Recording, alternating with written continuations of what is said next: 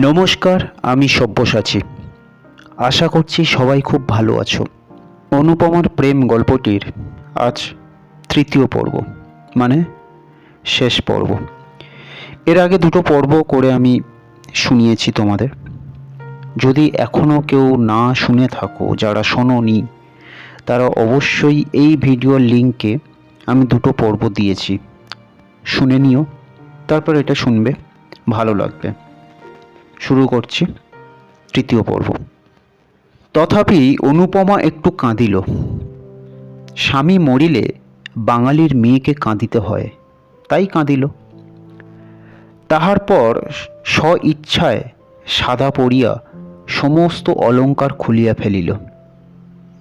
জননী কাঁদিতে কাঁদিতে বলিলেন, অনু, তোর এ বেশ তো আমি আর চোখে দেখতে পারি না, অন্তত হাতে একজোড়া বালাও রাখ। তা হয় না, বিধবার অলঙ্কার পরতে নেই। কিন্তু তুই তো কচি মেয়ে। তা হোক, বাঙালির মেয়ে বিধবা হইলে কচি বুড়ো সমস্ত এক হইয়া যায়। জননী আর কি বলিবেন, শুধু কাঁদিতে লাগিলেন। অনুপমার বৈধব্যে লোকে নতুন করিয়া শোক করিল না। 2-1 বৎসরেই সে যে বিধবা হইবে তাহা সকলেই জানিত। কেহ বলিল, মরার সঙ্গে বিয়ে দিলে কি আর সধবা থাকে? কর্তাও একথা জানিতেন, গৃহিণীও বুঝিতেন, তাই শোকটা নতুন করিয়া হইল না। যাহা হইবার তাহা বিবাহ রাত্রেই হইয়া গিয়াছে। স্বামীকে ভালোবাসিত না, জানিল না, শুনিল না, তথাপি অনুপমা কঠোর বৈধব্য ব্রত পালন করিতে লাগিল। রাত্রে জল স্পর্শ করে না, দিনে 1 মুষ্টি স্বহস্তে সিদ্ধ করিয়া লয়। একাদশীর দিন নিরম্ব উপবাস করে। আজ পূর্ণিমা, কাল অমাবস্যা, পরশু শিবরাত্রি, এমনি করিয়া মাসের 15 দিন সে কিছু খায় না। কেউ কোনো কথা বলিলে বলে, আমার ইহকাল গিয়াছে, এখন পরকালের কাজ করিতে দাও। এত কিন্তু সহিবে কেন? উপবাসে অনিয়মে অনুপমা শুকাইয়া অর্ধেক হইয়া গেল। দেখিয়া দেখিয়া গৃহিণী ভাবিলেন, এইবার সে মরিয়া যাইবে। কর্তাও ভাবিলেন, তাহা বড় বিচিত্র নহে। তাই একদিন স্ত্রীকে ডাকিয়া বলিলেন, অনুর আবার বিয়ে দিই। গৃহিণী বিস্মিত হইয়া জিজ্ঞাসা করিলেন, তা কি হয়, ধর্ম যাবে যে? অনেক ভেবে দেখলুম, 2 বার বিবাহ দিলে ধর্ম যায় না। বিবাহের সঙ্গে ধর্মের সঙ্গে এই বিষয়ের কোনো সম্বন্ধ নাই, বরং নিজের কন্যাকে এমন করে খুন করলেই ধর্মহানির সম্ভব না। তবে দাও। অনুপমা কিন্তু একথা শুনিয়া ঘাড় নাড়িয়া দৃঢ় স্বরে বলিল, তাহা হয় না। কর্তা তখন নিজে অনুকে ডাকিয়া বলিলেন, খুব হয় মা। তাহলে আমার ইহকাল পরকাল 2 কালই গেল। কিছুই যায় নাই, যাবে না, বরং না হলেই যাবার সম্ভব না। মনে করো, তুমি যদি গুণবান প্রতিলাভ করো, তাহলে 2 কালেরই কাজ করতে পারবে। একা কি হয় না? না মা, হয় না, অন্তত বাঙালির ঘরের মেয়ের দ্বারা হয় না। ধর্মকর্মের কথা ছেড়ে দিয়ে সামান্য কোনো একটা কর্ম করিতে হইলেই তাদিকে অন্যের সাহায্য গ্রহণ করতে হয়। স্বামী ভিন্ন তেমন সাহায্য আর কে করতে পারে বল? আরও কি দোষে তোমার এত শাস্তি? অনুপমা আন্তমুখে বলিল, আমার পূর্বজন্মের ফল। গোঁড়া হিন্দু জগবন্ধুবাবুর কর্ণে এ কথাটা খট করিয়া লাগিল। কিছুক্ষণ স্তব্ধ থাকিয়া বলিলেন, তাই যদি হয়, তবুও তোমার একজন অভিভাবকের প্রয়োজন। আমাদের অবর্তমানে কে তোমাকে দেখবে? দাদা দেখবেন। ঈশ্বর না করুন, কিন্তু সে যদি না দেখে? সে তোমার মার পেটের ভাই নয়, বিশেষ আমি যতদূর জানি তার মনও ভালো নয়। অনুপমা মনে মনে বলিল, তখন বিষ খাবো। আরও একটা কথা আছে অনু, পিতা হলেও সে কথা আমার বলা উচিত। মানুষের মন সবসময় যে ঠিক একই রকম থাকবে তা কেউ বলতে পারে না। বিশেষ যৌবনকালে প্রবৃত্তিগুলি সর্বদা বশ রাখতে মুনি ঋষিরাও সমর্থ হন না। কিছুকাল নিস্তব্ধ থাকিয়া অনুপমা কহিল, জাত যাবে যে? না মা, জাত যাবে না, এখন আমার সময় হয়ে আসছে, চোখও ফুটছে। অনুপমা ঘাড় নাড়িল। মনে মনে বলিল, তখন চাঁদ গেল, আর এখন যাবে না। যখন চক্ষুকর্ণ বন্ধ করে তোমরা আমাকে বলিদান দিলে, তখন এ কথা ভাবলে না কেন? আজ আমারও চোখ ফুটেছে, আমিও ভালোরূপ প্রতিশোধ দেব। কোনো রূপে তাহাকে টলাইতে না পারিয়া জগবন্ধুবাবু বলিলেন, তবে মা তাই ভালো। তোমার ইচ্ছার বিরুদ্ধে আমি বিবাহ দিতে চাই না। তোমার খাবার পরবার ক্লেশ না হয় তা আমি করে যাব। তারপর ধর্মে মন রেখে যাতে সুখী হতে পারো, করো। 3 বৎসর পরে খালাস হইয়া ললিতমোহন বাড়ি ফিরিল না। কেহ বলিল লজ্জায় আসিতেছে না, কেহ বলিল সে গ্রামে কি আর মুখ দেখাতে পারে। ললিতমোহন নানা স্থান পরিভ্রমণ করিয়া 2 বৎসর পরে সহসা একদিন বাটিতে আসিয়া উপস্থিত হইল। তাহার জননী আনন্দে পুত্রের শিরচুম্বন করিয়া আশীর্বাদ করিলেন, বাবা, এবার বিবাহ করে সংসারী হও। যা কপালে ছিল তা ঘটে গিয়েছে, এখন সেজন্য আর মন দুঃখ করো না। ললিত যা হয় একটা করিবে স্থির করিল। 5 বৎসর পরে ফিরিয়া আসিয়া ললিত গ্রামের অনেক পরিবর্তন দেখিল। বিশেষ দেখিল জগবন্ধুবাবুর বাটিতে কর্তা গিন্নি কেহ জীবিত নাই। চন্দ্রনাথবাবু এখন সংসারের কর্তা। অনুপমা বিধবা হইয়া এইখানেই আছে, কারণ তাহার অন্যত্র স্থান নাই। পূর্বেই জননীর মৃত্যু হইয়াছিল।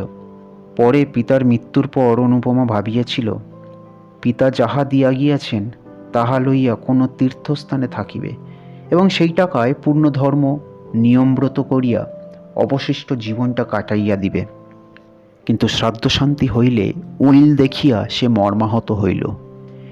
পিতা কেবল তাহার নামে 500 টাকা দিয়া গিয়াছেন। তাহারা বড় লোক, এ সামান্য টাকা তাহাদিগের নিকট টাকাই নহে।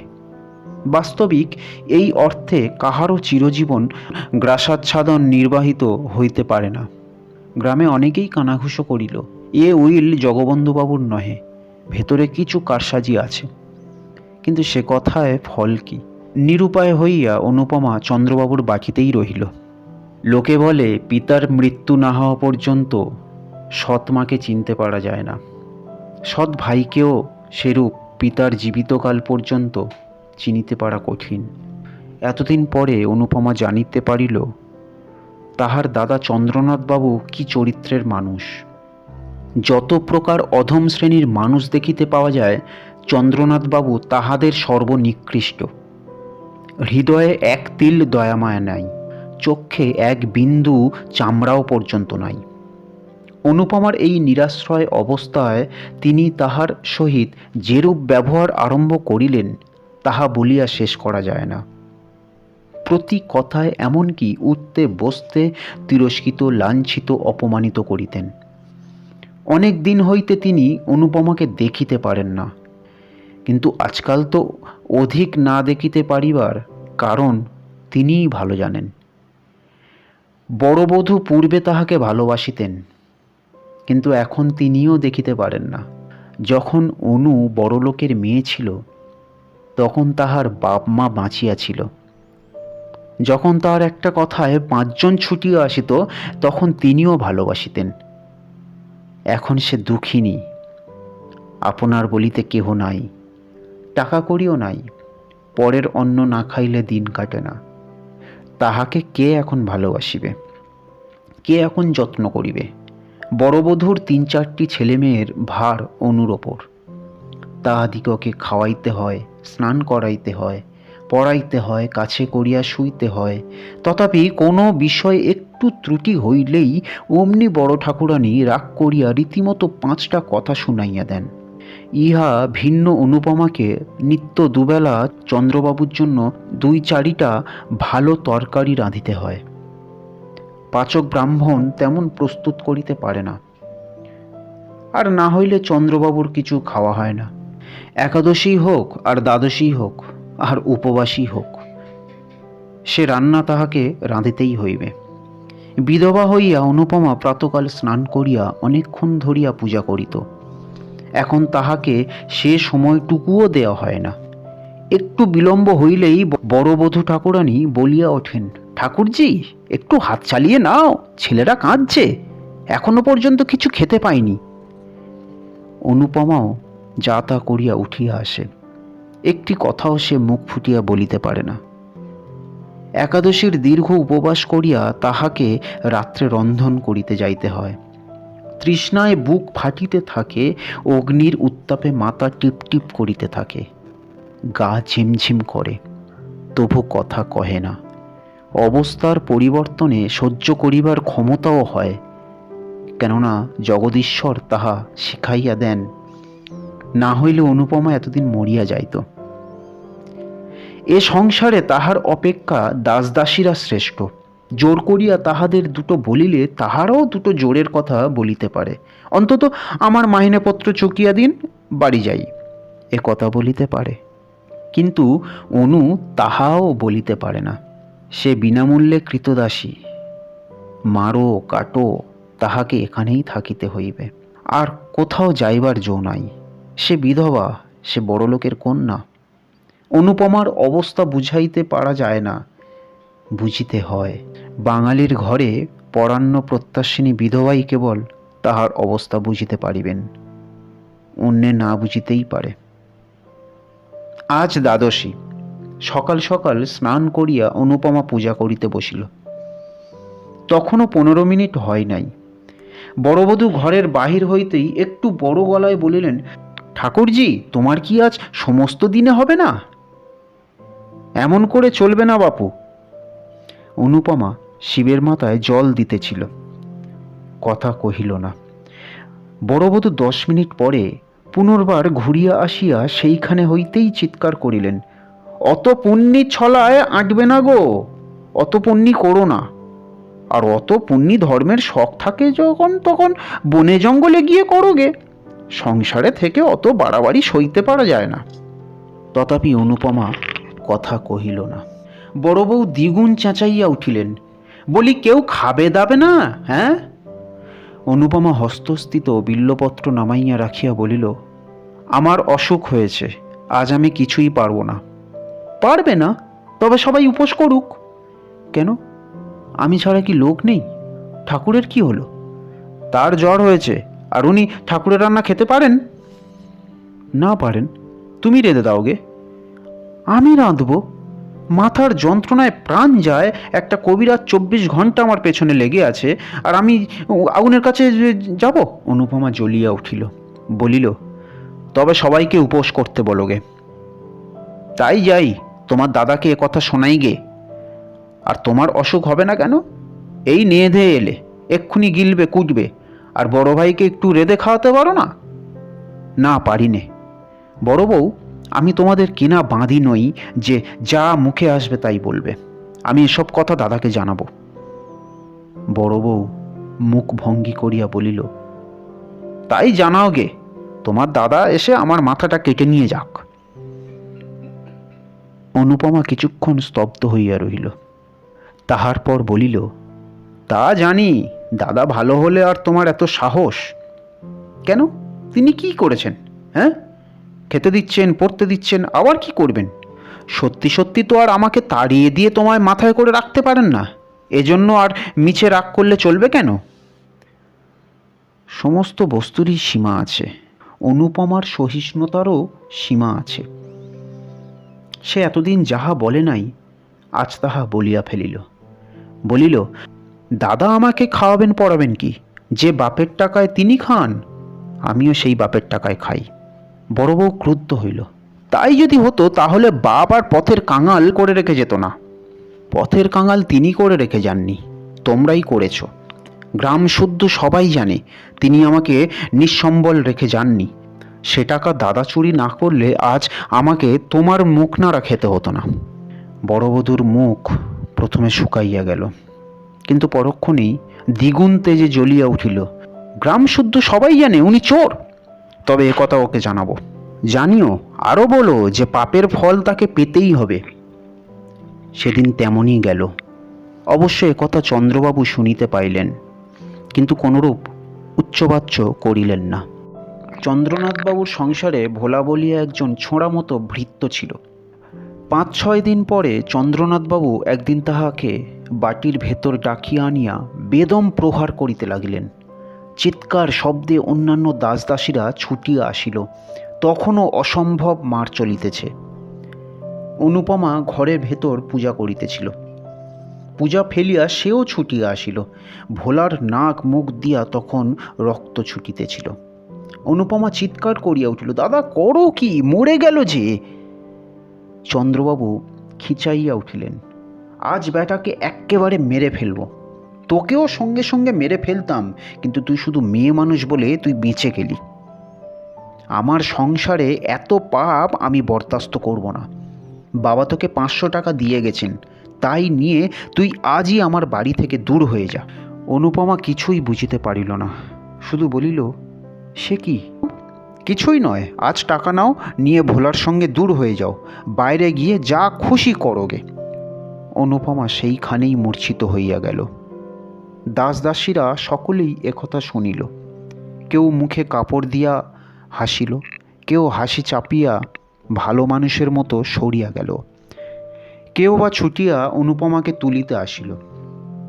চন্দ্রবাবু মৃতপায় ভোলার মুখে আর একটা পদাঘাত করিয়া বাহিরে চলিয়া গেল। আজ অনুপমার শেষ দিন। এ সংসারে সে আর থাকিবে না। জ্ঞান হইয়া অবধি সে সুখ পায় নাই। ছোটবেলায় ভালোবাসিয়াছিল বলিয়া নিজের শাস্তি নিজে ঘুচাইয়াছিল, অতিরিক্ত বাড়াবাড়ি করিয়াছিল বলিয়া বিধাতা তাহাকে এক তিলও সুখ দেন নাই। যাহাকে ভালোবাসিত মনে করিত তাহাকে পাইল না, যে ভালোবাসিতে আসিয়াছিল তাহাকে তাড়াইয়া দিল। পিতা নাই, মাতা নাই, দাঁড়াইবার স্থান নাই।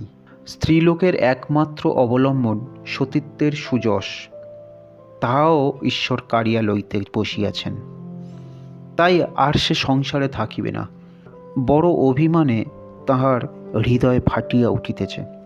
নিস্তব্ধ নিদ্রিত কৌমুদী রজনীতে খিড়কির দ্বার খুলিয়া আবার বার 3 বার পুষ্করিণীর সেই পুরাতন সোপানে আসিয়া উপবেশন করিল। এবার অনুপমা চালাক হইয়াছে। আরবার সন্তরণ শিক্ষাটা তাহাকে মরিতে দেয় নাই। এবার তাহা বিফল করিবার জন্য কাকে কলসি লইয়া আসিয়াছে। এবার পুষ্করিণীর কোথায় ডুবন জল আছে তাহা বাহির করিয়া লইবে। এবার নিশ্চয়ই ডুবিয়া মরিবে। মরিবার পূর্বে পৃথিবীকে বড় সুন্দর দেখায়। ঘর বাড়ি, আকাশ, মেঘ, চন্দ্র, তারা, জল, ফুল, লতা, বৃক্ষ সব সুন্দর হইয়া ওঠে। যেদিকে চাও সেদিকেই মনোরম বোধ হয়। সব যেন অঙ্গুলি তুলিয়া বলিতে থাকে, মরিও না, দেখো আমরা কত সুখে আছি। তুমিও সহ্য করিয়া থাকো, একদিন সুখী হইবে। না হয় আমাদের কাছে এসো, আমরা তোমাকে সুখী করিব। অনর্থক বিধার্থী দত্ত আত্মাকে নরকে নিক্ষেপ করিও না। মরিতে আসিয়াও মানুষ তাই অনেক সময় ফিরিয়া যায়। আবার যখন ফিরিয়া দেখে জগতে তাহার এক তিলও সুখ নাই, অসীম সংসারে দাঁড়াইবার এক বিন্দু স্থান নাই, আপনার বলিতে একজনও নাই, তখন আবার মরিতে চাহে। কিন্তু পরক্ষণেই কি যেন ভেতর হইতে বলিতে থাকে, ছি ছি ছি, ফিরিয়া যাও, এমন কাজ করিও না। মরিলেই কি সকল দুঃখের অবসান হইল? কেমন করিয়া জানিলে ইহা অপেক্ষা আরও গভীর দুঃখে পতিত হইবে না? মানুষ অমনি সংকুচিত হইয়া পশ্চাতে হটিয়া দাঁড়ায়। অনুপমার কি সেসব কথা মনে হইতেছিল না? কিন্তু অনুপমা তবুও মরিবে, কিছুতেই আর বাঁচিবে না। পিতার কথা মনে হইল, মাতার কথা মনে হইল, সঙ্গে সঙ্গে আরও একজনের কথা মনে হইল। যাহার কথা মনে হইল সে ললিত। যাহারা তাকে ভালোবাসিত তাহারা সকলেই একে একে চলিয়া গিয়াছে। শুধু একজন এখনো জীবিত আছে। সে ভালোবাসিয়াছিল, ভালোবাসা পাইতে আসিয়াছিল, হৃদয়ের দেবী বলিয়া পূজা দিতে আসিয়াছিল। অনুপমা সে পূজা গ্রহণ করে নাই এবং অপমানিত করিয়া তাড়াইয়া দিয়াছিল। শুধু কি তাই, জেলে পর্যন্ত দিয়াছিল। ললিত সেখানে কত ক্লেশ পাইয়াছিল, হয়তো অনুপমাকে কত অভিসম্পাত করিয়াছিল। তাহার মনে হইল নিশ্চিত সেই পাপেই এত ক্লেশ, এত যন্ত্রণা। সে ফিরিয়া আসিয়াছে, ভালো হইয়াছে, মদ ছাড়িয়াছে, দেশের উপকার করিয়া আবার যশ কিনিতেছে। সে কি আজও তাহাকে মনে করে? হয়তো করে না, হয়তো বা করে, কিন্তু তাহাতে কি? তাহার যে কলঙ্ক রটিয়াছে তিনি কি তাহা শুনিয়াছেন? যখন গ্রামময় রটিবে যে আমি কলঙ্কিনী হইয়া ডুবিয়াছি, কাল যখন আমার দেহ জলের উপরে ভাসিয়া উঠিবে, ছি ছি ছি, কত ঘৃণায় তার ওষ্ঠ কুঞ্চিত হইয়া উঠিবে। অনুপমা অঞ্চল দিয়া গলদেশে কলসি বাঁধিল। এমন সময়ে কে একজন পশ্চাৎ হইতে ডাকিল, অনুপমা। অনুপমা চমকাইয়া ফিরিয়া দেখিল একজন দীর্ঘাকৃতি পুরুষ স্থির হইয়া দাঁড়াইয়া আছে। আগন্তুক আবার ডাকিল। অনুপমার মনে হইল এ স্বর আর কোথাও শুনিয়াছে, কিন্তু স্মরণ করিতে পারিল না, চুপ করিয়া রহিল। অনুপমা, আত্মহত্যা করো না। অনুপমা কোনো কালেই বীরানত লজ্জাবতী লতা নহে। সে সাহস করিয়া বলিল, আমি আত্মহত্যা করব? আপনি কি করে জানলেন? তবে গলায় কলসি বেঁধেছ কেন? অনুপমা মৌন হইয়া রহিল। আগন্তুক ঈষৎ হাসিয়া বলিল, আত্মঘাতী হলে কি হয় জানো? কি? অনন্ত নরক। অনুপমা শিহরিয়া উঠিল। ধীরে ধীরে কলসি খুলিয়া রাখিয়া বলিল, এ সংসারে স্থান নাই। ভুলে গিয়েছ। আমি মনে করে দিচ্ছি, প্রায় 6 বছর পূর্বে ঠিক এই স্থানে একজন তোমাকে চিরজীবনের জন্য স্থান দিতে চেয়েছিল। স্মরণ হয়? অনুপমা লজ্জায় রক্তমুখী হইয়া বলিল, হয়। এ সংকল্প ত্যাগ করো। আমার কলঙ্ক রটেছে, আমার বাঁচা হয় না। মরলেই কি কলঙ্ক যায়? যাক না যাক, আমি তো শুনিতে যাব না। ভুল বুঝেছ অনুপমা। মরলে এ কলঙ্ক চিরকাল ছায়ার মতো তোমার নামের পাশে ঘুরে বেড়াবে। বেঁচে দেখো, এ মিথ্যা কলঙ্ক কখনো চিরস্থায়ী হবে না। কিন্তু কোথায় গিয়ে বেঁচে থাকবো? আমার সঙ্গে চলো। অনুপমার একবার মনে হইল তাহাই করিবে। চরণে লুটাইয়া পড়িবে, বলিবে, আমাকে ক্ষমা করো। বলিবে, তোমার অনেক অর্থ, আমাকে কিছু ভিক্ষা দাও, আমি গিয়া কোথাও লুকাইয়া থাকি। পরে অনেকক্ষণ মৌন থাকিয়া ভাবিয়া চিন্তিয়া বলিল, আমি যাব না। কথা শেষ হতে না হতেই অনুপমা জলে ঝাঁপাইয়া পড়িল। অনুপমা জ্ঞান হইলে দেখিল সুসজ্জিত হর্মে পালঙ্কের উপর সে শয়ন করিয়া আছে। পার্শ্বে ললিত মোহন।